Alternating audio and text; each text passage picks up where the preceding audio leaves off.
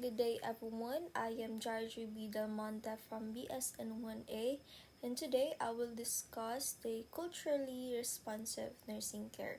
So our learning objectives is at the end of the discussion you will be able to describe and understand the characteristics of culturally responsive nursing care, and second, to recognize the cultural concepts, and third, to be able to apply the culturally responsive nursing care and cultural concepts to any nursing practice. So, what is culturally responsive nursing care? So, it is centered on clients' cultural perspectives. It integrates in clients' values and beliefs into plan of care, develops self-awareness of nurses' own culture, attitude, and beliefs, examines nurses' biases and assumptions about different cultures. So nurses gains knowledge and skills to create environment where trust can develop. So a nurse must partner with a client in a caring and respectful relation that honors the client differences and perspective. So the nurse responds to the client's needs, not vice versa. So the literature supports the fact that it is important for physicians to not only be aware of cultural factors but to demonstrate an ability to manage and negotiate them in order to improve health outcomes. So, in culturally responsive nursing care includes creating a culturally safe environment, using cultural negotiation, and considering the impact of culture on patients' time orientation, space orientation, eye contact, and food choices. So, what is culturally safe environment? A culturally safe environment is a safe space for a patient to interact with a nurse without judgment or discrimination, where the patient is free to express their cultural beliefs, values, and identity. So, in cultural safety, it can also be defined as an environment that is spiritually, socially, and emotionally safe, as well as physically safe for people, where there is no assault or denial of their identity. So, it is important or for the patient to have a safe space where they can express freely. Because of that, a trust will develop, and also it is important for the patient and nurse to have a mutual bond that that the trust can be present. So next is cultural negotiation. A cultural negotiation is reciprocal and collaborative. So when a patient's cultural needs do not significantly or adversely affect their treatment plan, their cultural needs should be accommodated when feasible. So it is a process where the patient and the nurse seek a mutually acceptable way to deal with competing interests of nursing care, prescribed medical care, and patients' cultural needs. So, for example, many of the aspects of nursing care are influenced by the patient's cultural beliefs. So, as well as the patient's belief of the healthcare culture. So, the healthcare culture in the United States places a great importance on punctuality for medical appointments, yet a patient may belong to a culture that views being on time as relative. So, making allowances or accommodation for these aspects of a patient culture is instrumental in fostering the nurse-patient relationship and referred to as cultural negotiation. So, both the patient and the nurse seek a mutually acceptable way to deal with competing interests of nursing care, prescribed medical care, and the patient cultural needs. So next is decision making.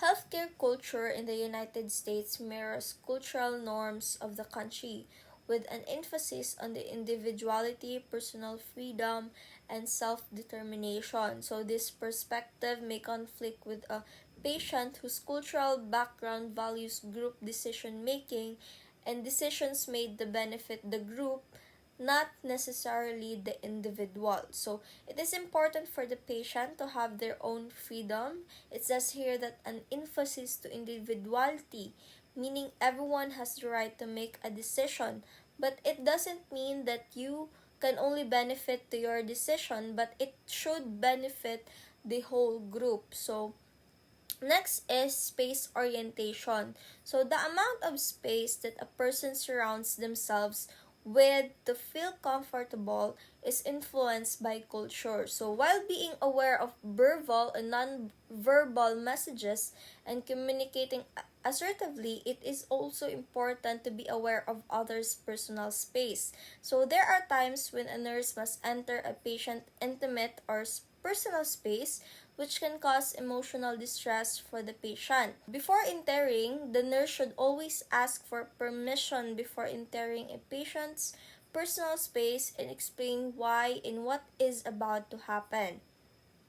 So next is eye contact. Eye contact is also a culturally mediated behavior. In the United States, direct contact is valued when communicating with others, but in some culture, direct eye contact is interpreted as being rude or bold. So rather than making eye contact, a patient may avert their eyes or look down at the floor to show deference and respect to the person who is speaking. So the nurse should notice these cultural cues from the patient and mirror the patient's behavior when possible. So next is food choices.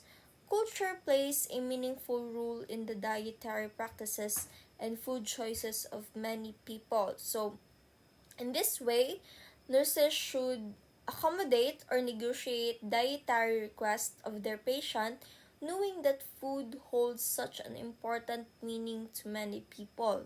So next is the cultural concept.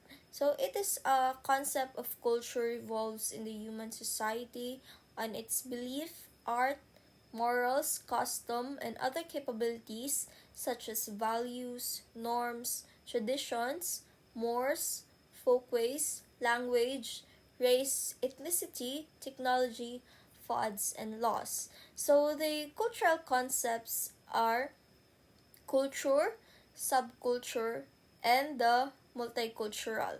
So now what is culture? So culture comes from a Latin word cole, meaning to tend to the earth and grow, or cultivation and nurture. So generally, it refers to the pattern of human activity and symbolic structures that give such activities significance and importance. So culture consists of values, beliefs, system of language, communication, and practices that people share in common that can be used to define them as collective. So it is one of the most important concepts within sociology because sociologists recognize that it plays a crucial role in our lives. So it is important for shaping our relationship, maintaining and challenging social order, and determining how we make sense of the world in our place in it. So, in shaping our everyday actions and experiencing in society.